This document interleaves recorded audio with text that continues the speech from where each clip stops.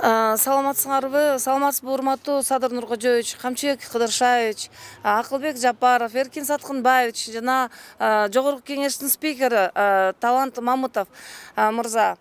Сиздерге кайрылуубуздун себеби мен Чолпон Султангазиева, жарандык активист, өзүмдүн да общественный организациям бар, элге өз укугун үйрөтүү боюнча.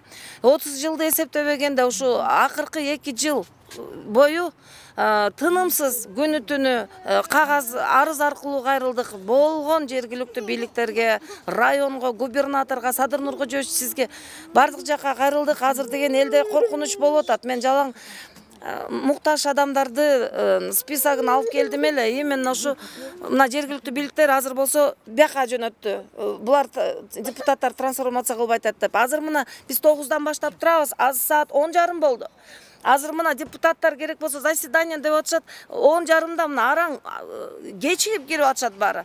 Бизге көңүл буруп, ичине киргизбесеңер да эшикке чыгып жооп берип коесуңар, биз жакшы түшүнбөй атабыз.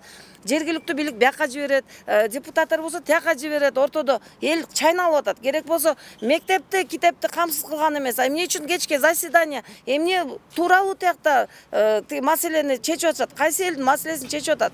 Элде маселе толтура. Азыр батирге төлөй албай калышты. Пандемиядан кийин эл аябай кыйналып кетти. Мен буну 1000 жолу кайталап атып бүттүм. Түз эфирден дагы, кагаз түрүндө да жазып атып.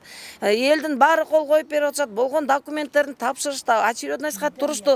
Өмүрүндө ала турчу бир жолу бекер жерди жана үй салыш үчүн. Үй захватчиктер эмес, үй салганга жерди ала албай атабыз.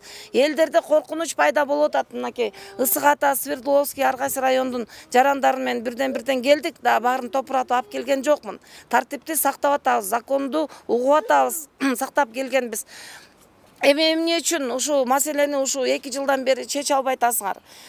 Жерлер бар, Кудай шүгүр турат. Эмне үчүн мен 2 миллион же 3 миллион кишиникин алып келген жокмун да. Өтө муктаж адамдардын алып келдим. Азыр пакистанецтер келип, мынакей 2 эсе төлөп кыргыздын жарандары эшикке чыгып калып атат. Бүт батирде турган элдин баары. Дагы бир жолу кайрыламын. Тез арада чечип бергилечи. Биз азыр мына Жогорку Кеңештин астында отурабыз, жетим балдардай болуп. Бизден башка да канча ден кишилер маселелери менен жүрүшөт. Дагы эле баягы эле болуп атат да, эч жерде жылыш жок. Эмне үчүн эң негизги көйгөйлүү маселе жана жер маселени чечип берсеңер, топурактанбы, эмнеден болсо да бирдеме кылып бир бөлмө көтөрүп алышса, андан ары батирге төлөбөй кичине тапкан акчаларын өздөрүнүн нампанына кенен жумшап, кичине ар кайсы кайрымдуулук фондко барып, кудайчы болбойчу, өзүбүздүн оокатыбызды кылып кете берет элек. Рахмат.